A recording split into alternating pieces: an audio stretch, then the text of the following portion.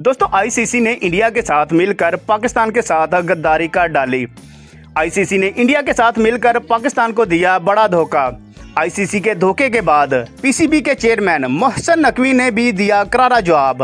कहा पाकिस्तान की इज्जत सबसे ऊपर। दोस्तों जैसा कि आपको मालूम है कि पाकिस्तान और इंडिया की टीमों ने मैच के बाद आपस में हैंडशेक नहीं किया था। हैंडशेक करने से मना किया था एंडी क्राफ्ट ने, जो कि आईसीसी की तरफ से मैच रेफरी थे। एंडी क्राफ्ट ने सलमान अली आगा को साइड पर ले जाकर कहा था कि आपने हैंडशेक नहीं करना। दोस्तों जब पीसीबी को इस बात का पता चला तो पीसीबी ने आईसीसी को खत लिखा कि आप एंडी क्राफ्ट को वापस बुला लें। दोस्तों आईसीसी ने इंडिया के कहने पर एंडी क्राफ्ट को मैच रेफरी के ओहदे से हटाने से इनकार कर दिया, जिसके बाद पाकिस्तान ने भी सख्त मौकफ अपनाते हुए एशिया कप में मजीद मैचेस खेलने से इनकार कर दिया। पाकिस्तान के इस फैसले के बाद इंडियन मीडिया की चीखें सातवें आसमान पर पहुंच गई। लेकिन अब आईसीसी ने मामलात को देखते हुए कहा है कि एंडी क्राफ्ट दूसरी टीमों के मैचेस के दरमियान रेफरी का काम सर अंजाम देंगे।